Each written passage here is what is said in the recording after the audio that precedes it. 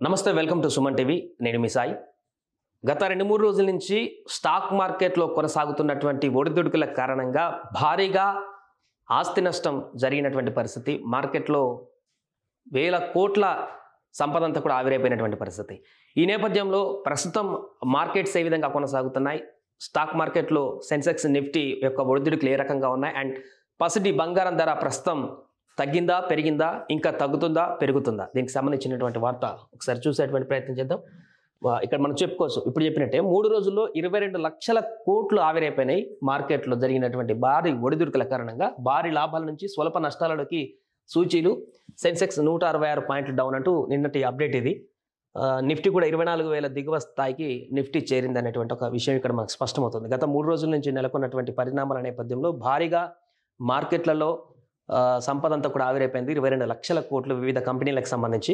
So పసిడి ధర గురించి ఒకసారి మనం మాట్లాడుకుంటే, పసిడి ధర నిన్న భారీగానే తగ్గినట్టు కనిపిస్తుంది. చూడొచ్చు, 1,100 రూపాయల వరకు నిన్న పసిడి ధర తగ్గింది.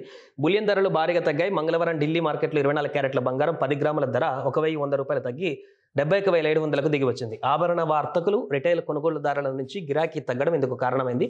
కిలో వెండి కూడా 2,200 తగ్గుదలతో 82,000కు పరిమితమైంది. వెండి ధరలు తగ్గడం వరుసగా ఇది 4వ రోజు. ఈ 4 రోజులలో కిలో వెండి 4,200 తగ్గిందని ఆల్ ఇండియా సరాఫా అసోసియేషన్ వెల్లడించింది. హైదరాబాద్ మార్కెట్లో తులం మేలిమి 24 క్యారెట్ల బంగారం ధర 670 రూపాయలు తగ్గింది. 69,710కి జారుకోగా కిలో వెండి ఏకంగా 3,500కు తగ్గి 87,500కు దిగి వచ్చింది. రూపాయి మరింత బలహీనపడడంతో పాటు పండుగలు, పెళ్లిళ్ల సీజన్ ప్రారంభం కావడం దేశీయంగా బులియన్ ధరలకు మద్దతు వచ్చిందని HDFC securities research analyst Dilip Parmar అన్నారంటూ ఒక వార్త ఇక్కడ మనం చూడొచ్చు. ఇక్కడ రేట్స్ ఉన్నాయి. 24 క్యారెట్ల హైదరాబాద్లో 69,710 రూపాయలు ఉంది. 22 క్యారెట్లది వెండి అయితే 87,500 రూపాయలు ఉంది. 22 క్యారెట్లు 63,900 తులం బంగారం ఉంది అక్కడ. ముంబైలో అయితే 69,182, 22 క్యారెట్ 63,371, వెండి 79,158 ఆధారాలు మనం చూడొచ్చు. పూర్తిగా కొంత తగ్గినప్పటికీ కూడా ఎంత 670 రూపాయలు తగ్గింది నిన్న హైదరాబాద్లో.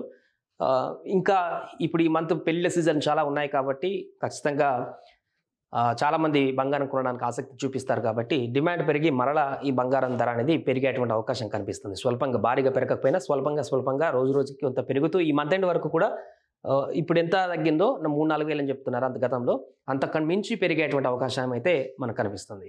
సుమన్ టీవీలో మీ పర్సనల్ అండ్ బిజినెస్ ప్రమోషన్స్ కోసం కింది నెంబర్కి కాంటాక్ట్ చేయండి.